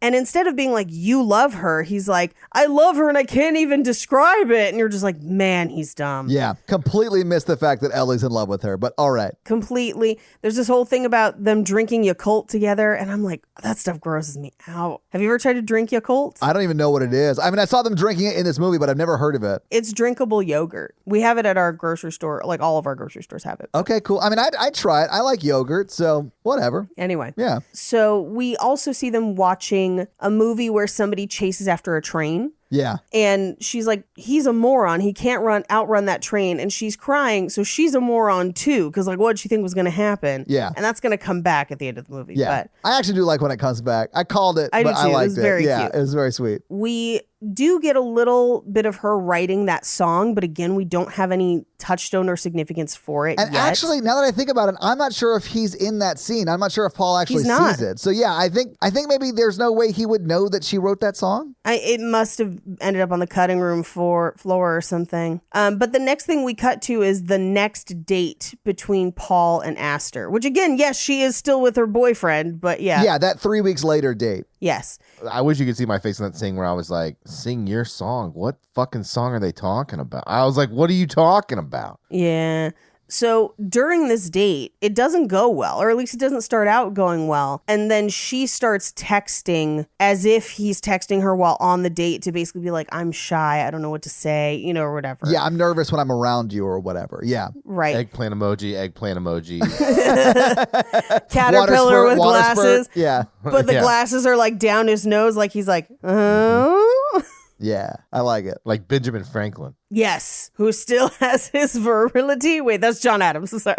Anyway, so the date kind of ends. He stands up and is like, I don't want to just be friends. I think you're pretty and funny and smart. And he's like, I don't talk well. And she just goes like, that's okay. And we cut to him coming back from the date, basically telling Ellie what happened, that like he walked her back to her car and they kissed because she gave him the look. Yeah. I do love when he's trying to give the look back to her and he just looks like insane. I did enjoy Yeah, that. he doesn't manage it. No. And this is where they're kind of shopping at like Goodwill for something for her to wear to the recital. And he picks clothes for her and he does a good job. I thought this was kind of like a weird moment for him to pick her clothes. Well, also, I didn't know he had a sister until this scene either. He didn't mention it, but we know that he has a bunch of siblings from that one scene. So it wasn't weird to me that he had a sister. But this role for him with her was strange. I wish we could have seen that scene continue and show him actually pick out the clothes. We do see the Right. clothes later because, like, I think it's literally the next scene, right? It is the very next scene, and I have some fucking notes, but yeah. Yeah. But I mean, I think it would have been nice to have more dialogue from them while he's getting her clothes. Her in the dressing room, him like throwing clothes over to her, that kind of thing. So we cut to she's in backstage for the talent show. And this is my biggest problem with this, is that the piano's not already on stage. Oh, and then she has to move it out there herself? Because every time you move a piano, you have to tune a piano. Like, you're not supposed to move piano. Like, they're supposed to be predominantly stationary. And they like cut the piano strings so that her like song won't go well. But that's also like, aside from them calling her names, there hasn't been a lot of demonstrative bullying in this movie until this. Yeah. So that seemed kind of out of character as well. But also, in what world would a high school have one student have to push their own piano out for a talent show? That was the craziest thing I'd ever seen or heard. I was like, what? Yeah, it was pretty crazy. Well, it was a solo. You can only bring your instruments out solo. I think the point you're missing, Paige, is that her playing the piano wasn't the talent. It was the fact that she could move it She on could her push own. it. Yeah, that was her talent. It's clearly on a dolly, so like she probably could. That's just strange to me. And also, like, I think it sort of takes away from the quote unquote bullying because that string may have broke while they were moving it. Like, it may not have been the bullies. I mean, we know it is because we saw it. But, like, from her perspective, because she didn't see the bullies, she could have just been like, oh, I guess a string broke while we were moving it. Yeah. So she starts trying to play the piano, and it doesn't work because they broke a string. Yeah. And so it doesn't sound good. And she freezes. Now, here's the other thing, too. She restarts the song and tries to play it again, but there's a broken string. If she is as good as of a pianist as they have purported her to be, her piano playing. No. She could have changed keys, like up or down, to avoid that key. Like, it wouldn't have been completely avoidable, but she might have been able to either move it or skip to a sharper flat. It would have been not easy, but she could have played around it, I guess. But we also don't know how many strings they cut, so there might have been more than one. I mean, even if it was just the one, any like chromatic movements in it, you'd still hit it. Exactly. Although, but like, I just don't care. Like, I didn't really know that she was an amazing piano player up to this point, you know? Like, it's not really something they spent a lot of time on. The only time we hear about it is when Aster talks to her about it, and it might actually be after this point. It is. Is it? It might be when Aster says that her dad might be a Nazi. That could be where she basically says Ellie is one of the only non-Christians her dad likes because he can't stand to have a bad accompanist, and she's a very good accompanist. So we know that she's a good piano player. Yeah, but it's fine because Paul steals a guitar and slides it up to her and she plays that song. Right. She plays the song that it is very beautiful and very sweet, but we have no context for it. And also, Paul didn't know she could play guitar or had written a song. So, right. I do think from the lyrics of the song, it sounds like it's about her mom, but we just don't know for sure because the movie doesn't tell us. I think it's a safe assumption based on the lyrics, but you're right. We don't officially know. But this is where Trigg says, when did Ellie's shoe get kind of hot? Which I kind of thought was great. I was like, what? I do love that guy. So she's sitting in the signal booth and Paul and some friends drive up and are like, hey, there's a recital after party.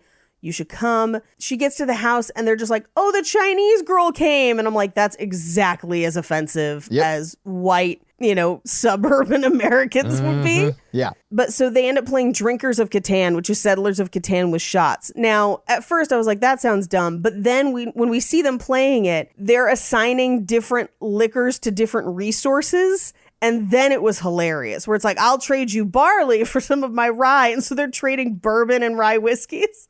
That was very funny. That is funny. But Paul basically is like, I think it's time for you to go. And she barfs. So he takes her home to his house. Yeah. Because she is like super drunk, like real drunk. She's super drunk. Yeah.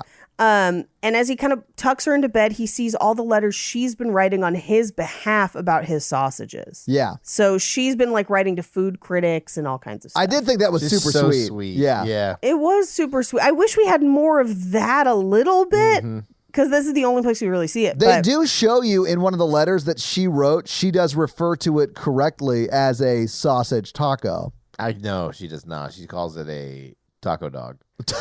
So the next morning, Aster comes home early from like a youth group trip or whatever to Sacramento. She talks a lot about Sacramento as if it's a very cool place. And having been there, it is not. I mean, she just grew up there. It's her hometown, I guess. Or she was born there. It's our state capital. It is, yeah.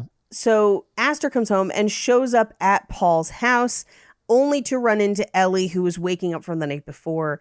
And Ellie is like, oh, no, we're not sleeping together. Like, he's totally into you. Like, Don't worry about it. I just came to give him some books because he was reading up on things because of you. And this is where Aster is kind of like, well, then how about you and I hang out today? Yeah. Because I already kind of lied about where I was going to be, which seems a little out of character unless you're going to follow through with maybe she has kind of had a thing for Ellie the whole time. Yeah. I guess. But characters making out of character decisions seems to be in character for this movie. Yeah. Yeah, a little bit. But so they go to the hot springs where Aster goes skinny dipping and Ellie goes in like multiple layers of clothes. I loved this scene. Like, this scene is where the movie starts to like get really good for me. Because it's just like they are actually having a moment and like I'm enjoying their conversation and it's really cute and I like it a lot. And then when Aster is trying to like get her out of her long underwear Well, or she whatever. ends up in the other shirt. She ends up wearing the extra which shirt. I loved. I thought that was great. And I really loved when Ellie is like, I'm a Russian doll of clothing, as she was like trying to get the one off of her. I'm sure you did love that line. Yeah, listen, you gotta layer up. I get it. Ugh. Yeah. I just think of that her jeans she had underneath that were probably uncomfortable wet. Yeah. Well, what I really wanted, to be honest, was in this scene for Aster to be like, I've known it was you the whole time. I wanted that too, and I wanted them to shit. kiss. I wanted them to kiss in the scene. That That's would've what been I great. wanted. Yeah. Or figure it out. Or figure it out in this scene so that they have kind of a romantic moment, but they don't at all. It's very much a friendship moment. Yeah, it's a super cute friendship moment. That's it. Right. She does kind of like poke at it a little bit where she's like, I don't think I've ever hung out with a girl and not talked about boys. And they do talk about Paul.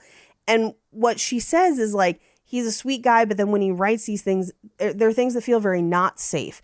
But by not safe, what she means is kind of testing the boundaries of her comfort zone. Yeah. Essentially. Not like unsafe, like I'm coming with a knife. Yeah, not like, I mean, even not unsafe bad. Like unsafe, Yeah. this is new territory and I'm not sure if I'm into it or not, but I'm not into it. Yeah, well, and what I would have loved would have been for that conversation of things that test my comfort to have progressed into, well, why do they test it and what makes you think about that? And then for her through that to figure out it was her. Yeah. And then for that. But instead what we get is this weird conversation about like, yeah, maybe I should marry Trig. And you're like, what? Like, no. Why? No. But they have kind of a fun day. They end up floating and she drops her off at home. And as she leaves, she says, I hope you find something good to believe in. Basically, like whatever it is. Yeah.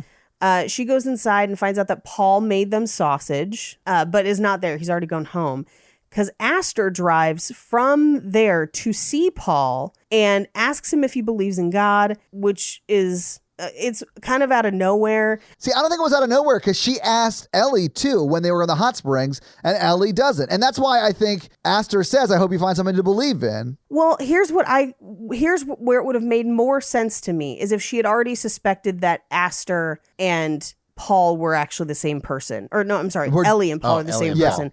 Where she was testing what one would say versus the other. Yeah. Because I don't think it has a huge amount of bearing on the relationship, whether they do or not. But he basically says like, oh, I saw your painting. It was pretty. Thanks. But that's all he has to say about it. And they end up kissing. And Ellie watches it from the window and has a small emotional reaction to it, but not a big one. Yeah. But she sees the college application, the picture of her mom. And I guess it's implied that this is where she decides she's going to go to college. That's what I got from this scene too, but no words are spoken, so it's hard to really tell if this is when she made the decision, but that's what I got from it. Yeah. Yeah. Almost like I'm happy for Paul, but I wanted this for myself, so I'm going to go to... You have to really infer. Yeah. Well, and I guess there's a part of me that's like, at least in a movie, and probably for most regular people, I think we'd get a scene of her acting out against Paul because of this jealousy somehow. Okay. Of just like, I did all of this. She doesn't love you. She loves me. Because that, that's the reality of it. And I feel like that's the human reaction here, especially Yes. for a high schooler. Yes. And for we her don't not to get do it at all feels weird. It feels very strange. But the next thing we cut to is the game. And again, he's just got done kissing Aster. So he's at the football game. He waves to Aster. She gets there. And then Ellie gets there and he waves to Ellie a lot longer. Yeah. And then catches the ball and makes the touchdown. So they score for the first time ever. In 15 years, at least. In 15 years. And I think they win the game because of They it. don't. Do they not? Is it a losing They game? were down 49-0, Paige. That's hysterical. Because there's a banner for him later in the movie just for scoring that one touchdown. I didn't see that. That's funny. It's really funny. He becomes a hero at the school because he scored a touchdown Yeah. in a game they lost. Well, and he created the taco dog. He did not create the taco dog. He created the taco sausage. Yes. Even better. So he finds Ellie, who's loading up on Yakults from the vending machine in the gym, which is one of the only places that has them, because she would have to drive like something like 3 hours away to the nearest grocery store that carries them. 3 hours by bike. That's what it is. Yeah. But I mean, if Mikey and I know anything about women, it's when they're doing this, they are ready to be kissed. Nope. No, they're not. But that's what Paul thinks. Yeah. And Paul ends up kissing her. And she's like, whoa, what? And he's like, is there someone else? She's like, what? No, what are... And as she's kind of befuddled by it, Aster walks in on it. I did like this shot because you can see her in the reflection of the vending machine.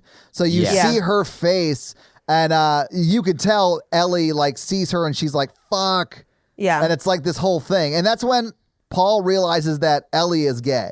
But Aster runs Right. off, and I don't know if Aster realizes it in that moment or not, but it's possible she does realize it in that moment. I don't think she does. I don't think Aster knows until she tells her at the end. I really don't. Yeah, I don't know, because we don't ever get that. And there are things I like about the fact that the main character doesn't tell everyone she's gay, because it's like, we don't need that, you know? Like, It's not their business. yeah, it doesn't bother me, but I just don't know because of that, if and when Aster knew.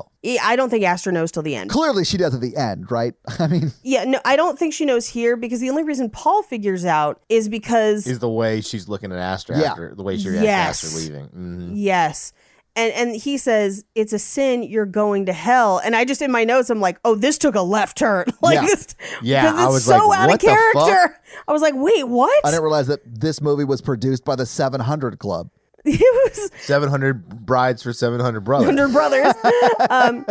He runs away. He literally like just bolts, and she goes home. She's clearly upset, like her friend ran away after trying to kiss her. It's a very confusing day. Yeah. So she's walking home and she runs into Trig, who's like, I know why you're always hanging around. You're in love with me. And she's just like, sure, Trig, I'm in love with you. And as she says it, her dad sprays Trig with the like sprayer from the sink. God, I thought that was so funny. Yeah, I actually really did love that. So good. She goes home, and Paul is like a football star now at school the next day. And we then cut, and he seems lonely and sad without her, but we cut to him at the home computer at his family's house searching, how do you know you're gay? Yeah. And then he closes it but doesn't clear the search history.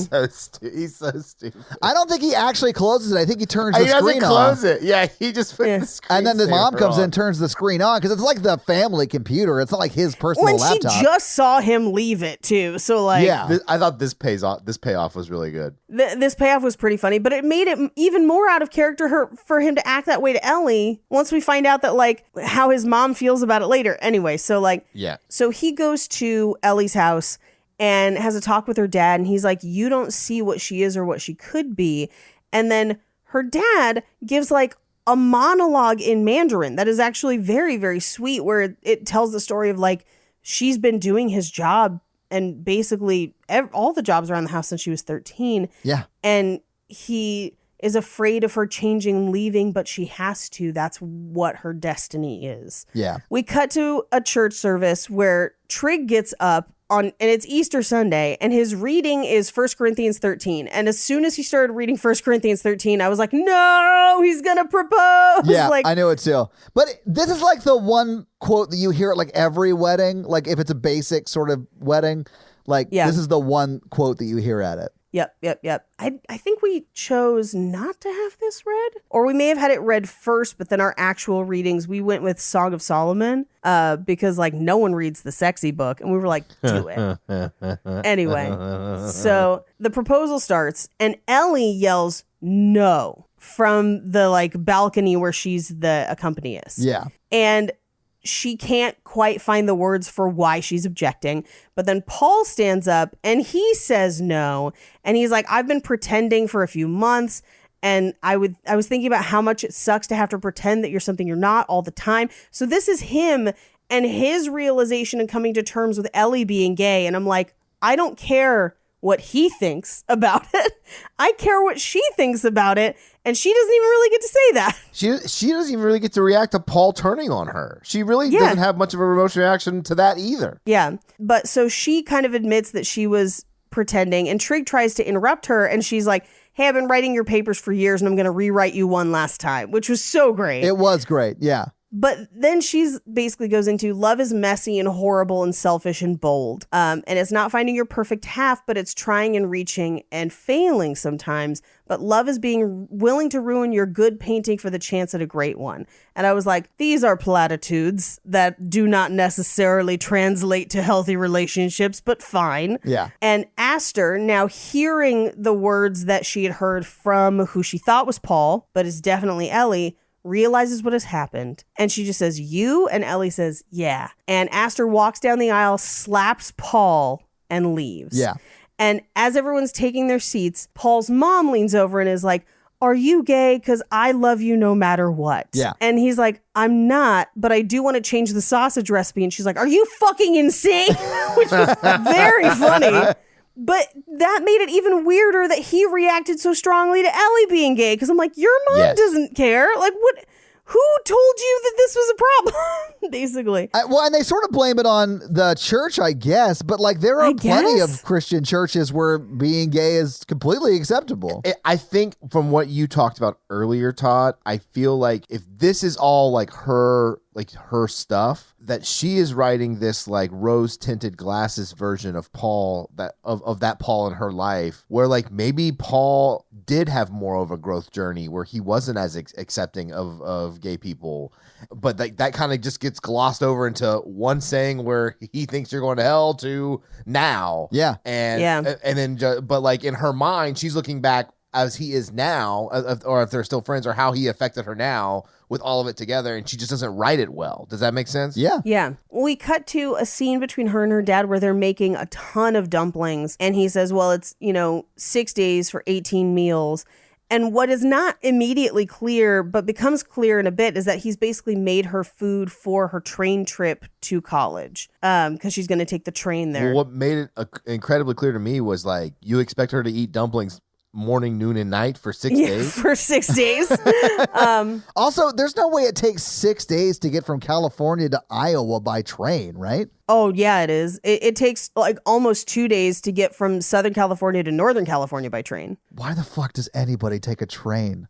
Well, here's the thing, though. Because it's got a bunch of stops. That's why it takes forever. It's because it stops everywhere. And one of them is in front of her front door. And one was in front of her front door. That is true, yeah. And I mean, the way she's traveling by train is going to solidly suck. But Amtrak, you can get like a cabin. So it's almost like you stay in a hotel room for a few days while you travel.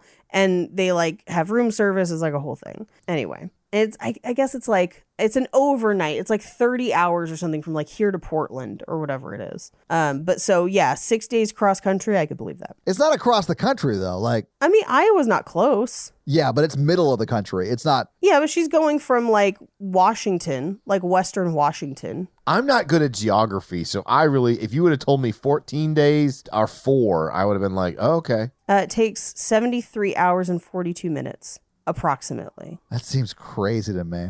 And that's if she doesn't get off at any stops or anything. She must be able to take a train for free, because I'm on Amtrak right now. It's expensive as fuck. I know. Like, that's what's crazy. Trains to me. are wildly expensive. Yeah. I mean, I know people who have taken, like, if you have pets, sometimes it's a little easier on trains, or if you have a kid where you can put them to bed and let them actually sleep as opposed to being on an airplane. I kind of get it, but it's not cheaper to take the train comfortably. Yeah, I'm on Amtrak's site right now looking at a train from Seattle, Washington to just a city in Iowa, because I don't know where she was going. Mm-hmm. But like the cheapest ticket is $330. Yeah. Well, I mean, that's probably about what it would cost you to fly there these days. Sure. But if you want a room like you were talking about, that's $3,000. Yeah. Wow. Yeah. Well, and that's why she's in the cheap seats. Yeah. So crazy. Anyway, so we cut to, she's standing outside a restaurant waiting for Aster to come out. And it just says, like, I guess the store below the restaurant is called the Turning Point, and I'm pretty sure they shot it there just to have that in the shot. But I'm like, this is not really a turning point in the story. But she basically confronts Aster with like, I'm about to leave for college. What are you going to do? And Aster's going to go to art school, which I think is meant to be this big momentous thing for Aster, but it's really not. I mean, it kind of is, I guess. But she apologizes, and Aster's like, yeah, I probably kind of knew, but whatever. And Aster kind of gives her this like, who knows, maybe in a few years, like, who knows where I'll be. And so Ellie kind of rides away to be like, okay, well, goodbye. and then turns around, rides back and kisses her and is still like, I'll see you in a couple years, which is kind of an ending, but not super. We get one last black screen. She is going to art school, so. She is going to art school, which means high probability of experimentation, but can't guarantee it. Some people just be straight. I honestly sort of like that we don't ever get that question answered as to Aster's, I guess, sexuality, maybe. I mean, she is dating men throughout she's dating Trig the entire movie, but like, we don't see them be overly sexual with each other. I don't know. Like, I didn't care that we never found out if they were going to date Ellie and Aster. Like, I just didn't care. I sort of liked the way it ended with it being sort of open-ended because they're going different places. Like, Ellie's going to Iowa and she's going to art school, and I doubt that's in Iowa. So, like, yeah. It might be. That's where Andrea Gazzetta went to art school. Oh, no shit. That's really funny. I just like that Ellie was more confident in who she was and felt comfortable approaching Aster and putting it all out, putting it all on the line and like going for it. Yeah, agree. We get a black screen that's just the pineapple owl caterpillar with glasses. Yeah. And we cut back in where she's leaving for college. She's at the train station with her giant cooler full of dumplings, and she basically saying goodbye to Paul, and he's really sad that she's leaving, but she gets on the train and then he chases after her on the train. Yeah. And she still kind of like cries a little bit and just says moron. Yeah. And that's the movie. So having seen the movie, having talked to the movie, what do you guys think about the half of it? I guess Paige convinced me that I didn't like it. I feel bad. That wasn't my intention. It's not a bad movie. I think it's just, it has potential to be better than it is. Yeah. And that was frustrating. I think you're right. And I think the pacing issues aren't as big a problem as me is going back and seeing it through a critical lens of one decision each character makes that is so out of character that it takes me out of the movie or affects other parts of the movie. Paul saying that she's going to go to hell. I think everyone had that moment. Yeah. Yeah. And we never really get any resolution to his belief that she's going to hell. So in my mind, he's going to be friends with her, but he still thinks she's going to hell. Like, I mean, I just don't think Paul is a good character because of that one scene that is so out of character. I do think he changes his mind. I don't think he thinks she's going to hell, but we don't ever know that because he doesn't ever apologize for it, and it doesn't say that. Yeah. So in my mind, he's going to be a nice person to her and be friends with her, but in his mind, she's still going to hell. Yeah. Yeah. But if you're going to be that big of an asshole to somebody and you're not going to apologize, like that was hard for me in this movie. Oh, and it is out of character. It is. Nothing else about him suggests that that's the way that conversation would have gone. Absolutely. Now, what I could have and would have accepted if they wanted to create conflict in that revelation that she's in love with Aster is him feeling betrayed, like she was trying to get Aster for herself and not him. Yeah. That to me is a human reaction that makes sense. Yeah, it's logical. That's for him sure. being like, this whole time you were after her for yourself. Like, that is a logical reaction. I don't know why it went the other way, but At least no one died. except for her mom. Yeah, but she was dead the That was entire not movie. on screen. Yeah. Like many other things in this movie, it does not show us that. True. All right, well, Paige, do you have any fun facts for us? Very few. Well, here it is with your fun facts. Very Those few fun facts. The opening monologue is a story told by Aristophanes in Plato's Symposium.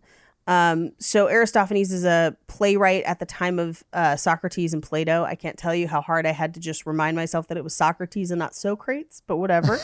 And the Symposium's a dialogue about a dinner that Socrates attends. So it's kind of like almost like a morality parable that's told during that time in Symposium. And that's also where they get the title of the movie. The text handle that Aster has on Ghost Messenger or whatever it's called is Diego Rivero. It's a play on the name of a Mexican artist, Diego Rivera. And it's supposed to allude to Aster's Mexican heritage. In case you did not catch that in the movie, Aster is Mexican. Aster Flores. The author of the book Remains of the Day is Kazu Ishiguro, a Japanese Brit.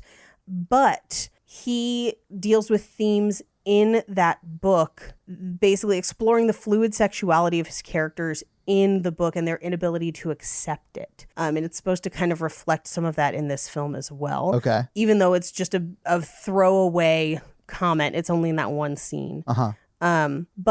So the director in an interview basically said that Paul's comment about Ellie's sexuality being a sin isn't said in anger or judgment, but in sadness, because he's been raised to believe this, and he's devastated thinking that his friend will suffer. That's not at all how it plays in the film, but that was the intention. Okay. But it doesn't really matter because that's not really what the film depicts. Yeah. Anyway. That's so bizarre. It We've is. already talked about Yeah. it, but like that's so not what that scene shows. Yeah, and there's a couple other things like this too, where like the script originally had a woman on the train asking if Paul was her boyfriend after he chases the train, and it gets cut because the director instead wanted to focus on all the train's other passengers, all of them looking out the window for something, Ellie included.